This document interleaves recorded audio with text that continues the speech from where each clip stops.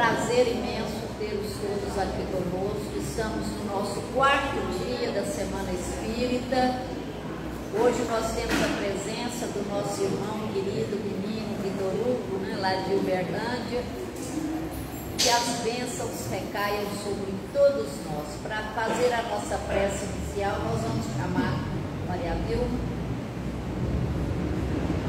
Parece que não está ligado não, tá? Está ligado?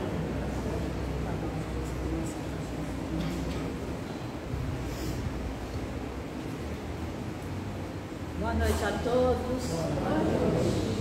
Paz conosco. Como eu disse ontem lá no Bezerra, depois de tanto tempo, estou muito feliz e emocionada de voltar ao convívio e ver esse salão cheio. E agradecemos demais ao menino. Finalmente nós estamos conhecendo o menino aqui na nossa terra. Bem-vindo. E nós vamos pedir a Jesus, nosso mestre maior, que nos abençoe.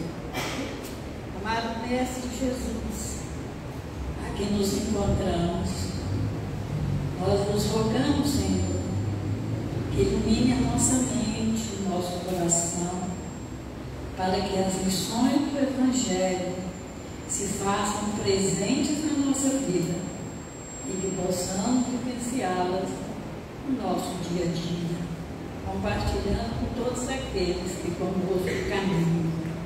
Abençoa o nosso caminhar, para que ele seja sem desvio, sem tropeço, sem acomodação, às margens do caminho. Nos ajude, Senhor, a aproveitar melhor o nosso tempo, as nossas horas, buscando o equilíbrio e a serenidade para nos servir cada vez mais e melhor.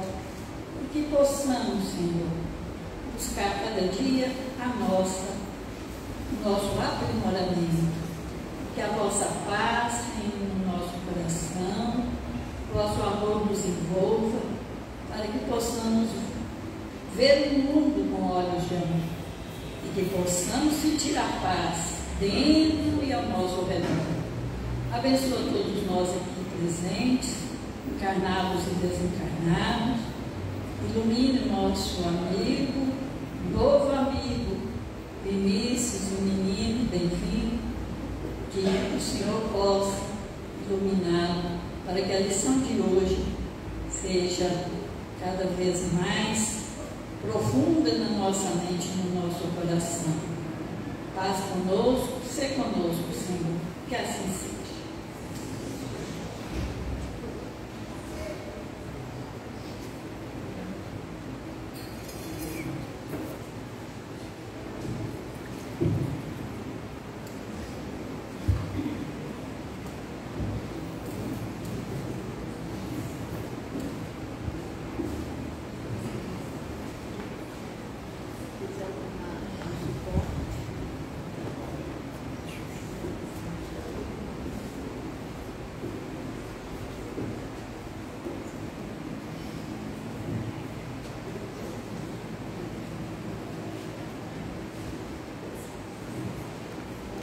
Boa noite a todos e a todas. É uma alegria para o nosso coração estar aqui participando da Semana Espírita. Agradeço ao voto de confiança que nos foi nos dado, todos aqueles que de certa maneira colaboraram para que eu estivesse aqui.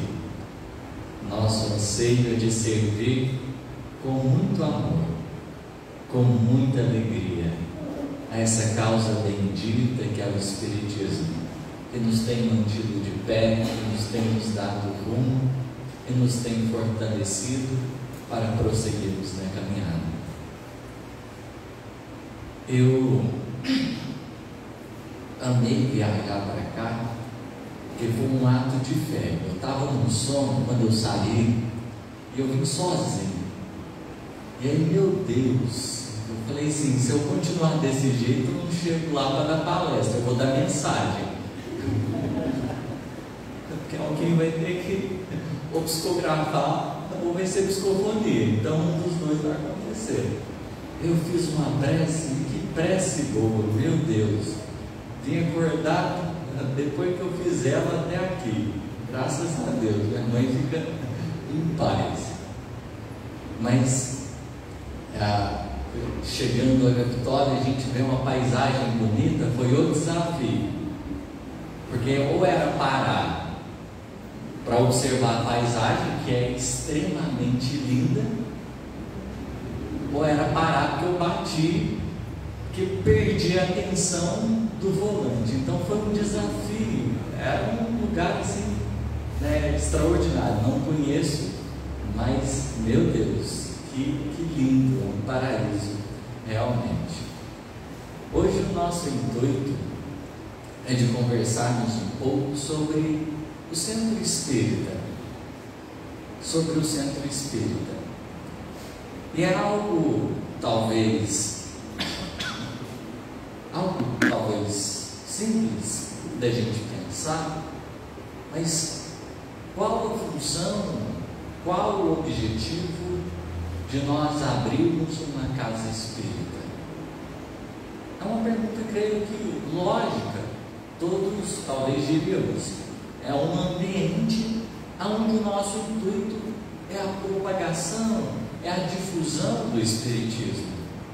Esse talvez seria o primeiro objetivo, porque se a gente pensar, existem casas assistenciais. Qual o objetivo? A premissa de que ali vai ter como primeiro objetivo, primeira meta, atender, assistir um conjunto de pessoas em situações de vulnerabilidade diversa. Se a gente pensar em outros ambientes, cada qual vai possuir a sua meta. E o Centro Espírita também possui seu objetivo. Se você for no site da FEB, por exemplo, da Federação Espírita Brasileira, eles disponibilizam lá um estatuto para auxiliar as casas de informação. E no estatuto você tem uma série de informações importantes. Uma delas, o objetivo. E o primeiro deles é a difusão da doutrina espírita. Então o Centro Espírita, ele pode e deve assistir socialmente as pessoas? Com certeza. Ele deve e pode realizar outros trabalhos?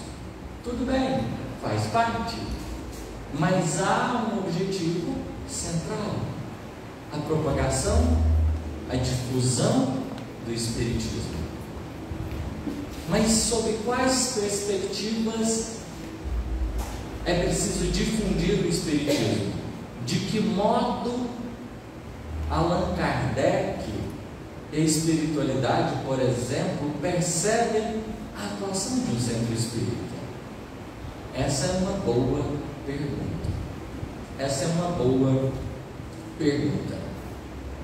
Quando Jesus vai anunciar no Evangelho de João que viria um outro Consolador, intitulado Espírito de Verdade, ele fala algumas coisas interessantes para o nosso coração. A começar de que seria um outro Consolador. Se tem um outro, quer dizer que já teve um. A própria presença do Cristo já é um Consolador. O que o Mestre representa aos nossos corações já é o símbolo desse consolo. Mas seria enviado um outro. Então, para além do que ele já estava fazendo, para além do que ele já estava nos apresentando, seria como que necessário um outro. E esse outro teria características particulares, peculiares, porque ele ficaria conosco, estaria em nós. Então, esse Espírito de verdade que é anunciado por Jesus através do Evangelho de João, ele tem algumas características interessantes.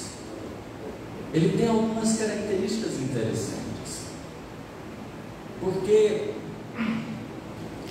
se a gente pensar naquela fala, eu sou o caminho, a verdade e a vida.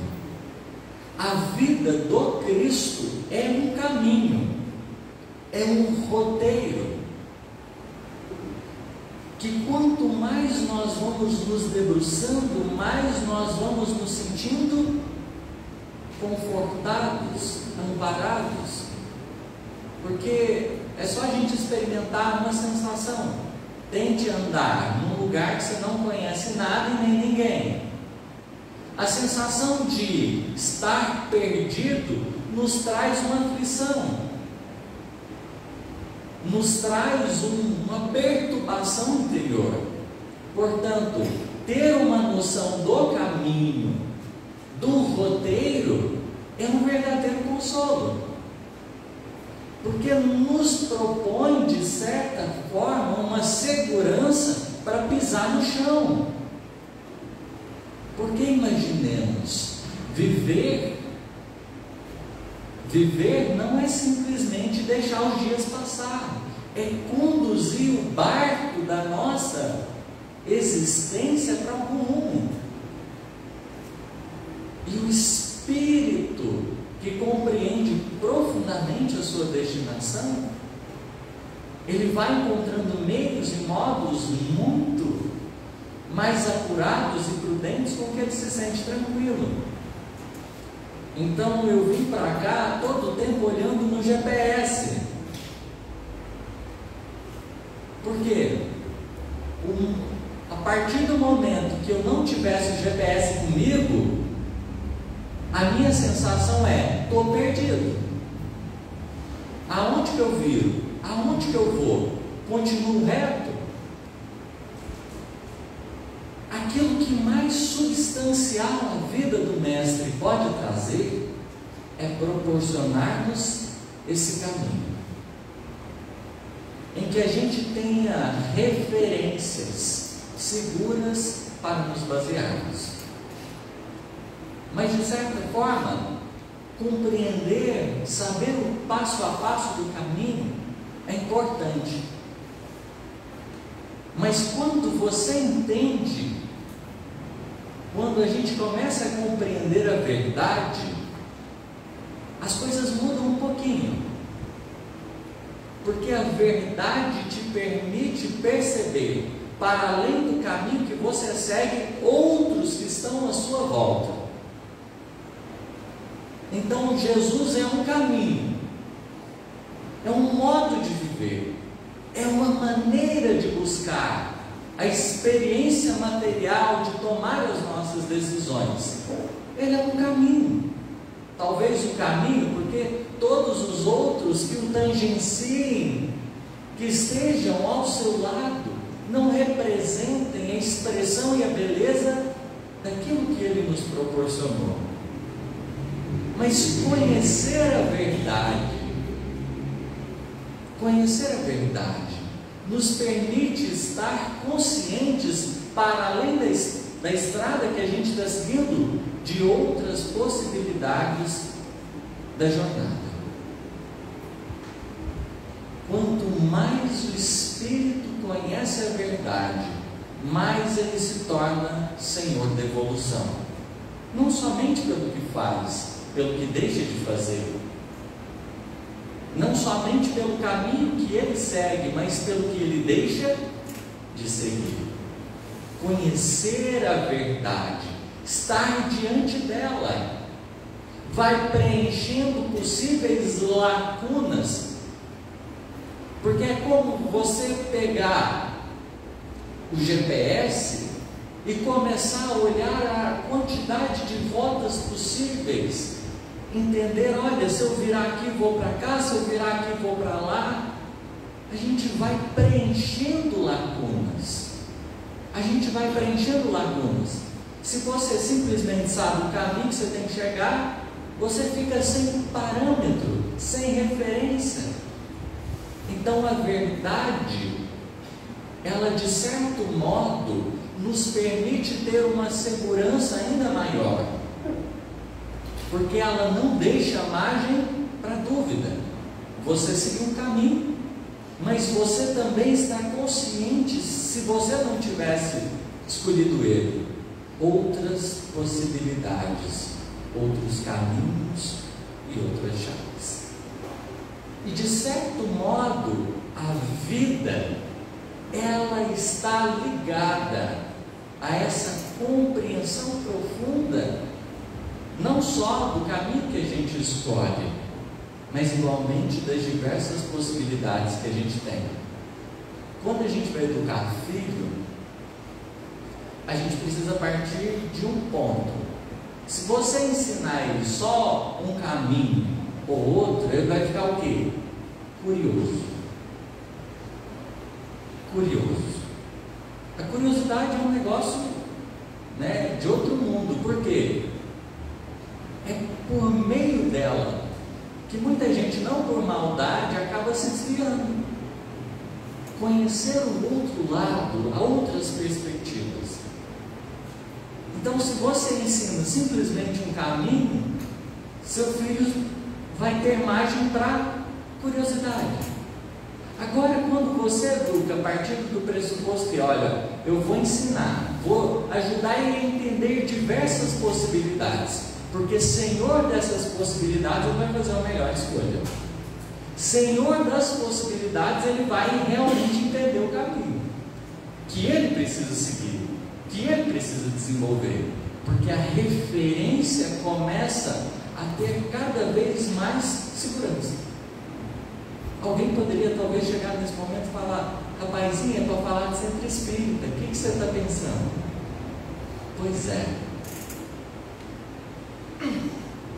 quando nós pensamos na tarefa do Espiritismo, esse Espírito de verdade que estaria conosco, que nos guiaria, que permaneceria, deveria permanecer em nós, a gente está falando de uma ferramenta que Deus ofereceria à criatura humana para caminhar com solidez na terra, com muita tranquilidade, não só porque tomou uma escolha, mas porque tem consciência de todos os caminhos possíveis,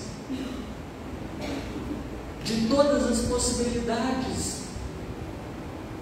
A gente começa, quanto mais o Espiritismo penetra em nós, mais a nossa visão se alarga, e a gente vai entendendo não a vida sob a perspectiva unilateral, mas a gente vai conseguindo galgar um degrau de entendimento que vai nos ajudando não só a entender o nosso caminho, mas o caminho das pessoas. O caminho das pessoas. E é algo interessante, porque se a gente for observar, nós temos sofrimentos que não são próprios das experiências, mas a gente também sofre por causa das experiências que os outros estão passando, pelos caminhos que os outros estão seguindo, pelas dificuldades que aqueles que estão ao nosso redor às vezes estão enfrentando. Então, às vezes, você está certo do seu caminho, mas você olha para alguém que você ama e pensa assim: meu Deus, aonde que a pessoa vai chegar? Ou a gente poderia pensar, enquanto trabalhadores,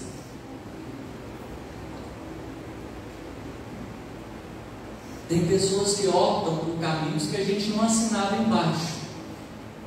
E a gente já olha e pensa assim: desviou. Enquanto trabalhadores, às vezes a gente olha e pensa: fulano começou até bem, mas olha onde está chegando. Olha as escolhas que está fazendo.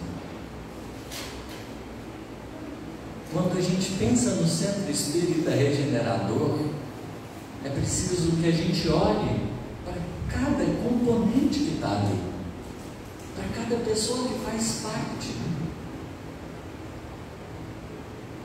A gente continua sendo espírito, com caminhos e possibilidades. Só que às vezes a gente não entende que diante da tarefa que a gente abraça, nós estaremos unidos não pelas opiniões concordantes, mas pelos propósitos bem demarcados. Porque a opinião é largada, propósito é ponto de chegada. Um centro espírita, para acolher, para amparar, antes de tudo, ele precisa, formado por corações conscientes, estar bem unido. E o que é essa união? Porque às vezes a gente vai percebendo divergências surgindo de toda ordem. E muitos de nós, às vezes a gente aposta o quê? A gente pega as picuinhas, a gente é danado. A gente pega as picuinhas e alimenta elas. E tem coisinha pequenininha que está causando cisão. É muito curioso, o Hilário, pela psicografia do Chico, ele conta uma história, chama Adeus Centro Espírita. Por que o título da história é Adeus Centro Espírita? Porque ele vai narrar o fechamento de um centro espírita. O que aconteceu? Ele conta que ele foi assistir uma reunião de obsessores. Uma reunião, o pessoal, tinha ali o chefe da quadrilha, vamos dizer, estava todo mundo reunido. O objetivo era minar as forças de um grupo que acabara de nascer. E o que ocorreu? Eles estavam discutindo estratégias. Olha para vocês verem. Tem planejamento, fantástico. Isso a ser visto bem seria extraordinário. Mas eles estavam discutindo estratégias para acabar com o centro espírita que tinha acabado de nascer. E aí eles começaram a dar sugestão. Aí ele começou a falar: não, a gente vai fazer isso, fazer aquilo. Aí o pessoal mais experiente olhava e falou: não, isso aí não dá certo não, isso aí não. Aí teve um cabuquinho que falou assim: olha, vamos estimular a fofoca. Vamos estimular a fofoca. Aí ele explicou: não, vamos fazer questão de cada um ficar reparando os erros dos outros, e aí a gente vai estimulando a fofoca. Eles, sem perceber, vão estar desunidos, e quando menos se derem conta, a casa acabou.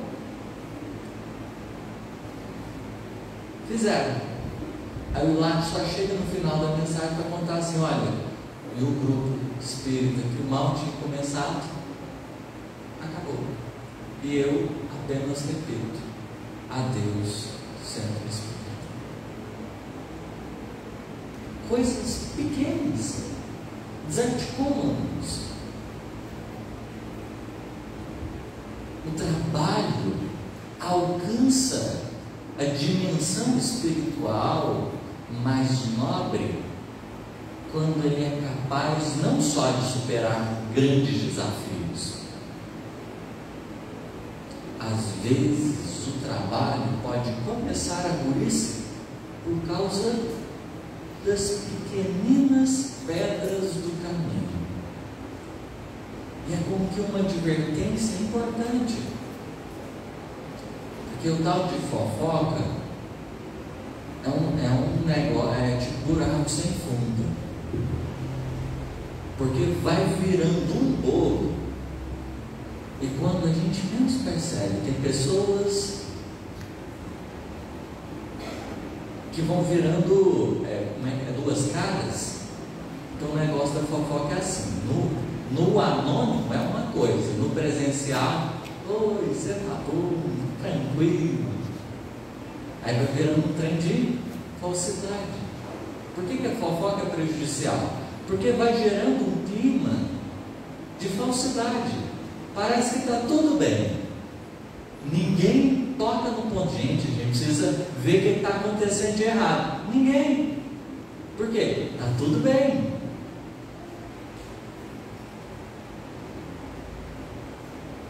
E quando a gente menos percebe, o clima espiritual, a situação espiritual já deu vazão. Há muita coisa que não precisava.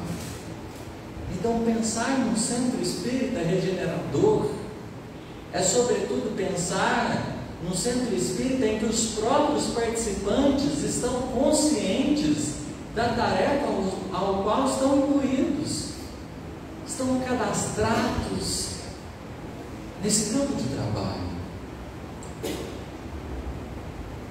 Porque imaginemos as pessoas entrando pedindo auxílio nos momentos de dificuldade, de provação, e o grupo está numa situação totalmente desconectada com os objetivos. Fica muito difícil a espiritualidade trabalhar. Por isso, Allan Kardec, quando ele vai falar da obsessão, propriamente dito da fascinação, ele nos chama a atenção para algumas coisas. Qual que é o problema da fascinação? Um dos problemas. A gente acha que está sempre certo. É um problema? É. Porque conversa com quem acha que está sempre certo. Sempre vai encontrar defeito nos outros. Nunca no próprio comportamento. E que é um prato feito mais saboroso, com um espírito menos feliz, encontrar alguém que é cabeçudo.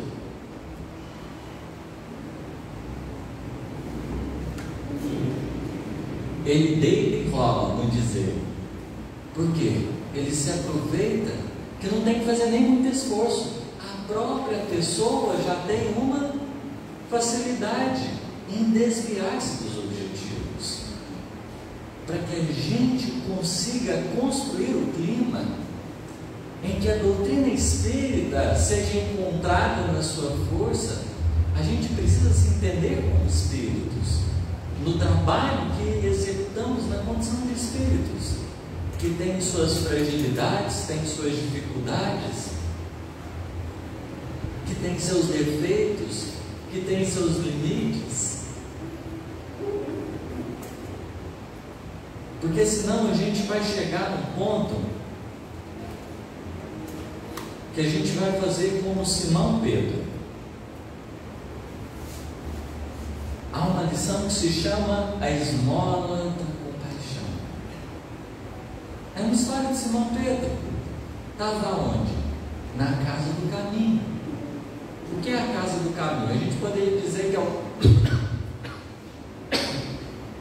o segundo grupo de atividades em torno de Jesus. Por que o segundo?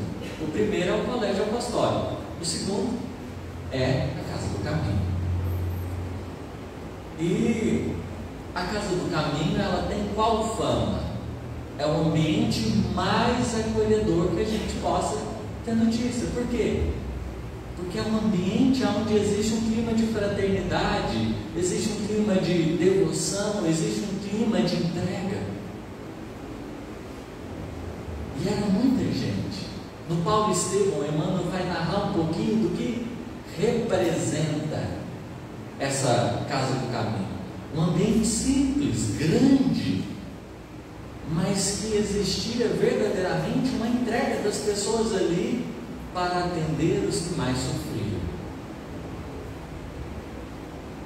E teve um dia que o Simão não estava muito bem. Ele estava um bocadinho cansado, ou talvez algumas desilusões. O Bebeto não nos conta o que era, o que estava passando dentro dele. Mas Simão Pedro não estava bem. Não estava bem. E isso se manifestou como? Apareceu algumas pessoas precisando de ajuda. Aí o que ele fez? Tinha um companheiro dele, ele chamou esse companheiro e falou assim: observa aquele homem que vem de lá, de braços secos e distendidos. Aquele é Roboão, o miserável que espancou a própria mãe numa noite de embriaguez. Não é justo sofras agora as consequências? O que Simão Pedro está pensando? Merece sofrer. Olha o ponto que chegou. Aí tinha uma mulher próxima, ele vai e pergunta assim: que procuras, infeliz? Gozastes no orgulho e na crueldade durante longos anos. Muitas vezes ouvi-te o riso imundo à frente dos escravos agonizantes, que espancavas até a morte. Fora daqui, fora daqui. Gente, isso é Simão Pedro. É para a gente ter noção. É como se o divino chegasse aqui, olhasse alguém ainda na plateia e falasse: sai daqui, você não merece, te conheço. O que a gente olhar e falar: o que está acontecendo? A gente ia ficar espantado. E por muitas horas, conta Humberto de Campos, por muitas horas, nesse dia, Simão Pedro fustigou as desventuras alheias, colocando à mostra, com palavras candentes e incisivas, as deficiências e erros de quanto lhe vinham suplicar reconforto.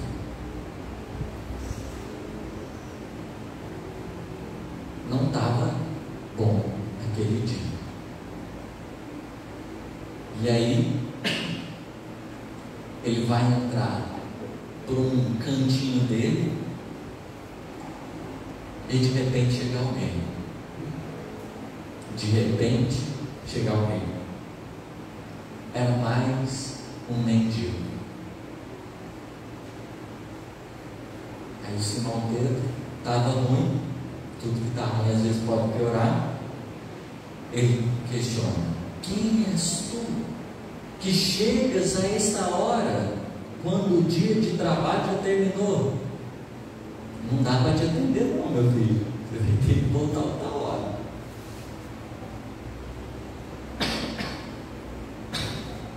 A pessoa não falou nada. Aí ele, sensível, disse assim: havia-te sem demora, dize depressa a que vens. Aí nessa hora, o Simão Pedro repara na mão e nos pés do mendigo. Quem que era? Jesus. Olha o que Humberto de Campos diz: perplexo e desfalecente, compreendeu que se achava diante do Mestre, e ajoelhando-se em lágrimas gemeu aflito: Senhor, Senhor, que pretendes de teu servo? Jesus olha para ele e diz: Pedro, lembra-te de que não fomos chamados para socorrer as almas puras. Vem rogar-te a caridade do silêncio, quando não possas auxiliar. Suplico-te para os filhos da minha esperança a esmola da compaixão. Naquele momento, Jesus estava pedindo: olha, Simão, na hora que não der para ajudar, não atrapalha. A compaixão se mostra não só pelo que você faz, mas pelo que deixa de fazer. O problema da fofoca, da picuinha é isso. Muita coisa que a gente precisava, poderia deixar de fazer. A esmola da compaixão não é simplesmente para com os que entram, mas com os que a gente convive. Tem dias que a gente não vai estar bem, mas é justo reconhecermos que não estar bem não é motivo para a gente dar sapatada nos outros, nem dentro de casa, nem em lugar nenhum. Às vezes é mais prudente dizer: gente, hoje eu não estou muito legal. Gostaria até de pedir, vamos na prece, vamos reunir as vibrações em meu favor, que eu estou sentindo que não está bem.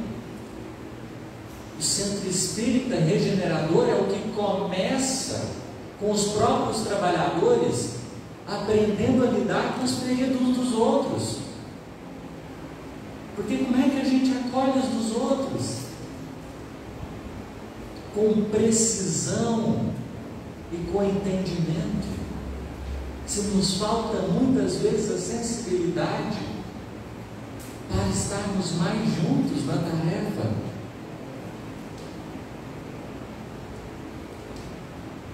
Essa mensagem, ela nos traz uma importante reflexão.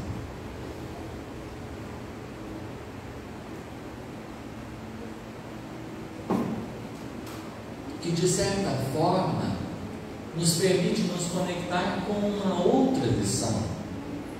Essa outra vivenciada por Paulo de Tarso. Ele tinha acabado de estar na presença do Cristo. Ele vai e encontra-se com Ananias. E no que ele encontra-se com Ananias, ele estava cego, Ananias cura ele, fica beleza, fica muito bem.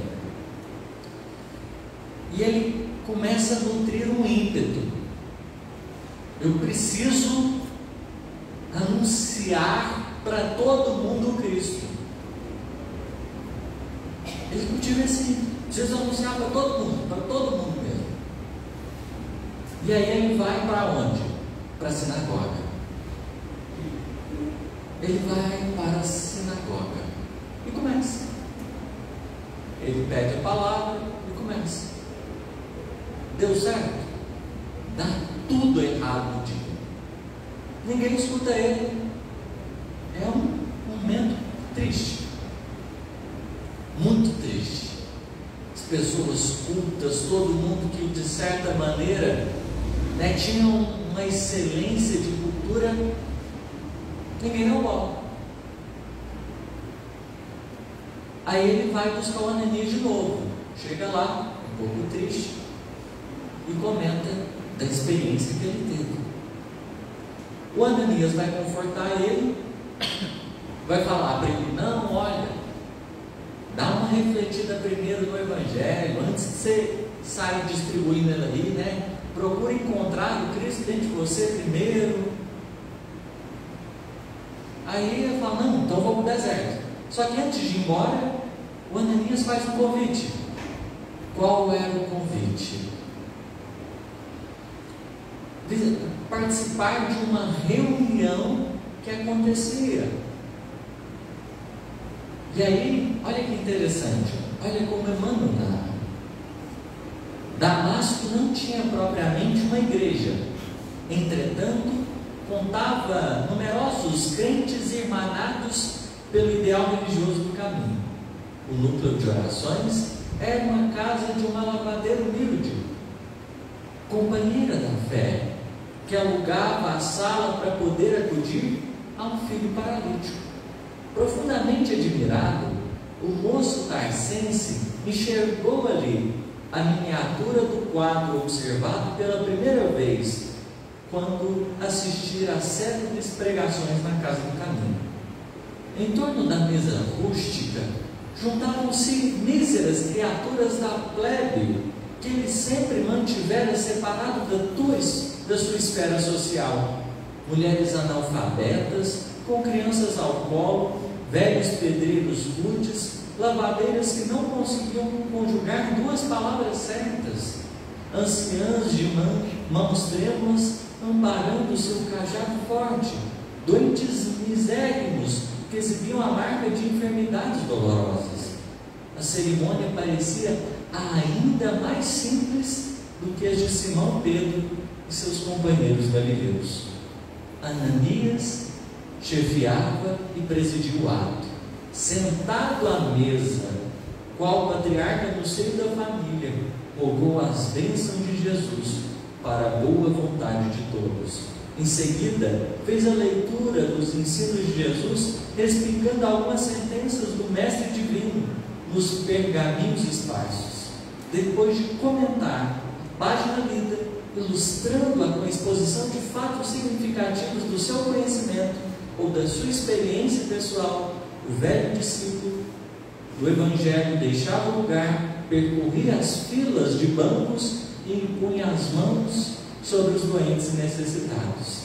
Comumente, segundo o hábito das primeiras células cristãs do primeiro século, ao memorar as alegrias de Jesus quando serviu o repasto aos discípulos, fazia-se uma modesta distribuição de pão e água pura em nome do Senhor. Saulo serviu-se de bolo simples e enternecido. Para sua alma, o ciclo mesquinho tinha o sabor divino da fraternidade universal. Água clara e fresca da Bíblia grosseira, sob o fluido de amor que partia de Jesus, comunicando-se a todos os seres. Ao final da reunião, Ananias orava fervorosamente. Depois de contar a visão, e aqui ele vai narrando. Se vocês pararem para observar, o que aconteceu aqui? Uma reunião espírita, né? Teve palestra, passe e água fluidificada. Teve tudo. Lá já existia essa estrutura. Teve alimentação ainda, né? Atenção às necessidades materiais. Mas o fato é que depois disso, Emmanuel vai gastar muitos parágrafos para descrever o quanto Saulo de Tarso ficou impactado com aquele ambiente, as reflexões que ele começava a ter, porque ele estava acostumado ao alto centro da cultura, ele estava acostumado às melhores posições, às regalias, era banquete. Aqui estava comendo um tolinho.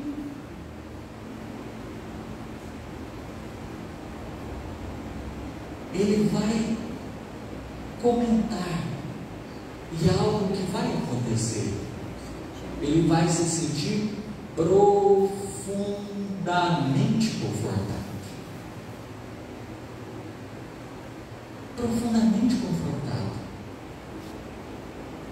Existia um clima de fraternidade comum, um entendimento, mas esse entendimento se alicerçava no quê? Na presença do Cristo. O Espiritismo é o cristianismo redivivo. O lugar de Jesus não é do lado, não é atrás, é no centro das nossas atividades. É no centro, porque Ele é o denominador comum de toda obra que verdadeiramente prossegue inabalável. Porque nos ligarmos ao Cristo é reconhecermos também nossa condição de enfermos, de perceber as nossas necessidades. Porque se a gente esquece o Cristo, a gente muitas vezes vai se fazer de parâmetro, e nós não somos. Nós não somos. Devolver o lugar do Cristo nas nossas instituições é verdadeiramente criar esse ambiente em que todos se sintam abastecidos de esperança. Então, ao pensarmos na expressão consolador, é preciso que nós também estejamos atentos a uma coisa. O Espiritismo consola porque acolhe, consola porque esclarece, consola porque explica e consola porque direciona. Acolhe porque, ao enxergarmos como espíritos, não nos coloca rótulos, mas apenas nos ajuda a enxergar a nossa condição. A nossa condição. Nos esclarece porque rasga o véu da ignorância e nos ajuda a estarmos como que verdadeiramente na compreensão do que representa a verdade. Esse esclarecimento que é a luz acesa. É a luz acesa. Mas ele não só esclarece, ele também explica. Porque se esclarecer é acender a luz, explicar, é compreender detidamente o cenário no qual nós nos encontramos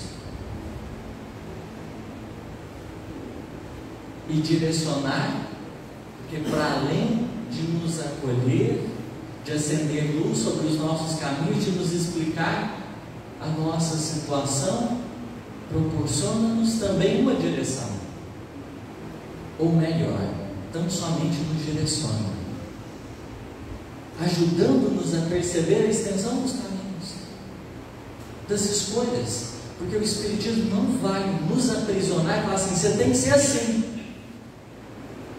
Ele vai te dar todas as ferramentas, mas depositando-nos a escolha de ser o que desejamos, porque ele não é gaiola para prender passarinho, ele é pista de decolagem para avião, não enclausura as nossas consciências, mas acende em nós o desejo de viver, não nos coloca na condição de santos, mas nos ensina a santificar o que a gente faz. Não se propõe a resolver problemas ou tirar-nos dores, não é propaganda.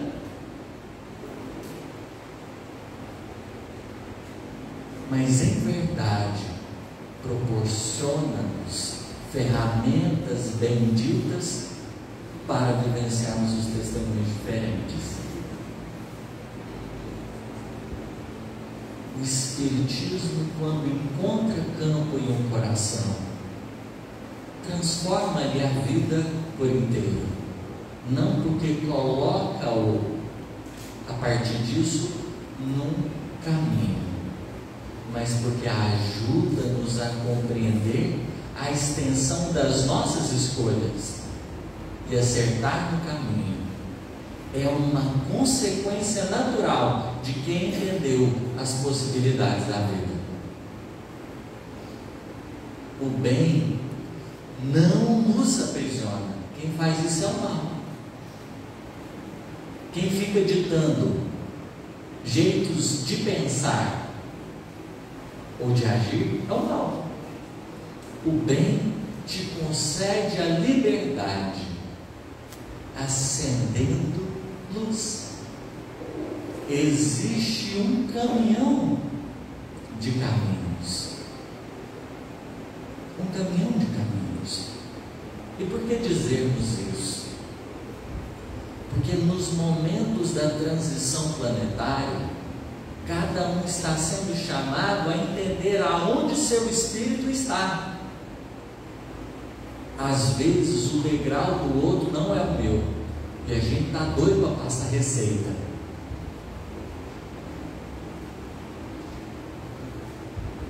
Cada um está num lugar. Regenerar não é transformar a alma dos outros, é encontrar em nós esse caminho, essa verdade e essa vida. É entender as minhas dificuldades, os meus problemas.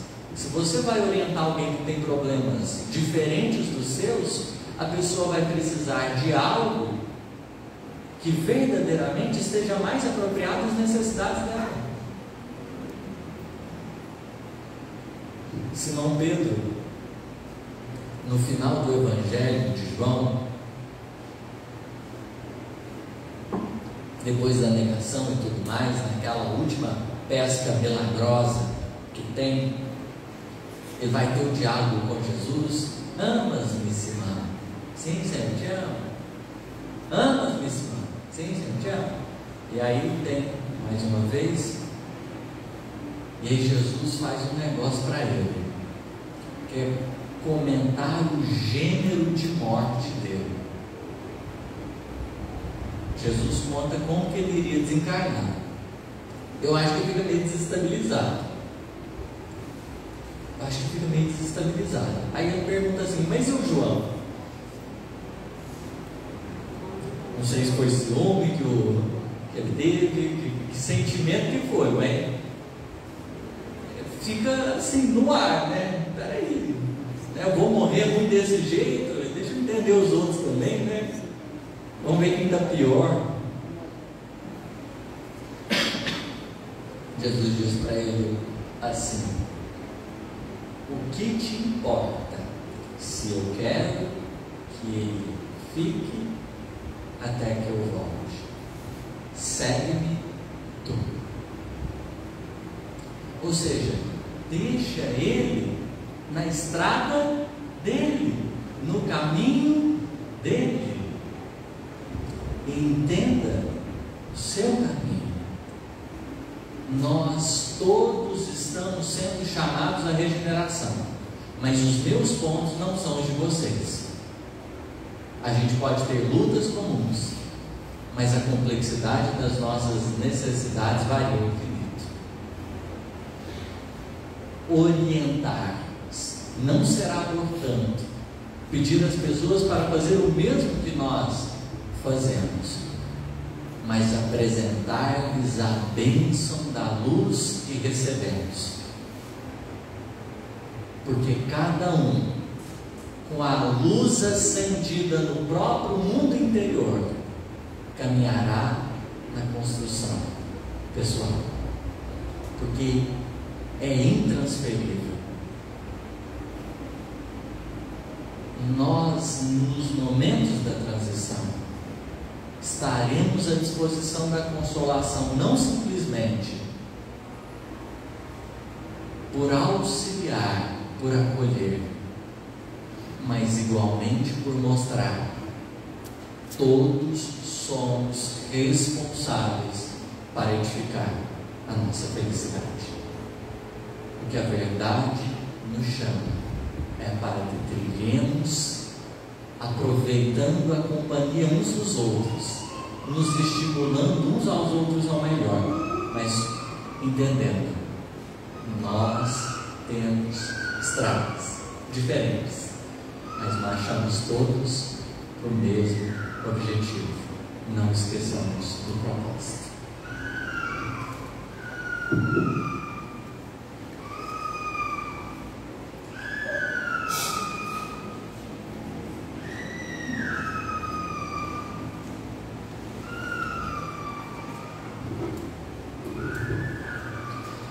Em nome do Grêmio Espírito São Luís, em nome da AMA Piuí, agradecemos imensamente nosso companheiro Vitor, que veio de Uberlândia para brilhantar a nossa 40ª Semana Espírita. A nossa terra é gratidão, Vitor. E convidamos todos para amanhã, às 19h30, aqui nesta mesma casa, para o último dia da nossa Semana Espírita. Vai ter um movimento cultural de Piuí, com várias atrações, teatros, músicas, poesias, pinturas. Estão todos convidados para amanhã, às 19h30. Logo depois da prece final, teremos ali no fundo feira de livros espíritas. Teremos também um chazinho, um cafezinho, umas quitandas. Estão todos convidados. E a gente vai aproveitar do Vitor mais um pouquinho e vai pedir ele para fazer a prece final para nós.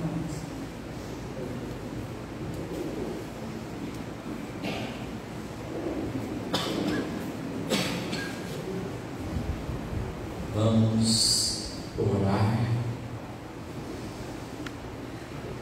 Aqueles que se sentirem à vontade para fechar os olhos.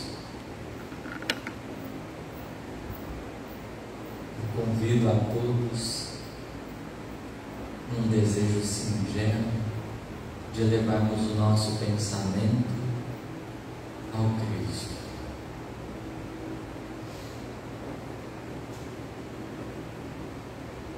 Jesus, te agradecemos de todo o coração a oportunidade de estarmos juntos nesta noite de hoje. Temos procurado de todo o coração a sua presença em nossas vidas e em nossa caminhada.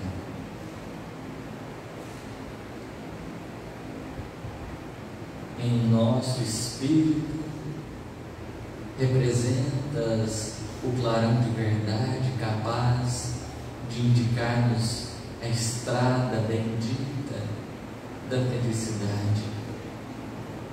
És o pão que nutre-nos as fibras do coração, muitas vezes faminto de paz e de entendimento diante das lutas cotidianas. És a água viva que nos descedenta no deserto árido das nossas provas, das nossas respirações.